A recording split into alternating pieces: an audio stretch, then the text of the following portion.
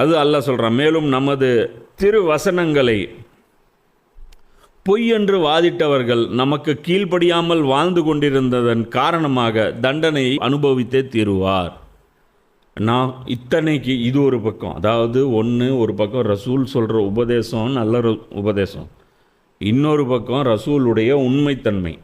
அப்போ இதை ரெண்டை வச்சியே நீங்கள் கன்ஃபார்ம் பண்ணிக்கணும். மூணாவது, அதை அல்லாஹ் அவனுடைய வசனங்களை கொண்டு வரான், அதை நீங்கள் பொய்ன்னு சொல்கிறீங்க. புரியுதா?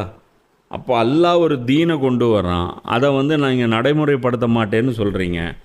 இதன் காரணமாக தண்டனையை நீங்கள் அனுபவித்தே தீர்வீர்கள். அல்லாஹ்வுக்கு கீழ்ப்படியாமல் நீங்கள் வாழ்கிறதுனால உங்களுக்கு அந்த தண்டனை கிடைக்க சேரும் அப்படின்னு அல்லாஹ் சொல்கிறான்.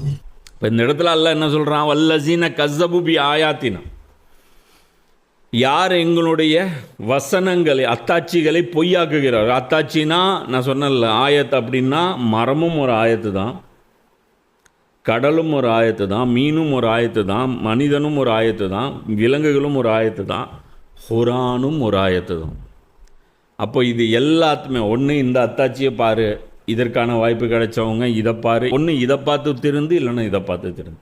எல்லாத்தையும் பொய்யாக்கிட்டு நீயே நற்போதனைன்னு சொன்ன ஒத்துக்கிற விஷயத்தையும் நீ செய்ய மாட்ட. புரியுதா? ஒரு அரசியல்வாதியை கூப்பிட்டு கேளு, ஆக கேடுகட்ட அரசியல்வாதி, பொய் பல வருஷமாக பொய்யை மட்டுமே சொல்லிட்டு அரசியலை கூப்பிட்டு பொய் சொல்வது நல்லதா கெட்டதான்னு கேளுப்பார். அவர் என்ன சொல்லுவார்? கெட்டதும் பாரு.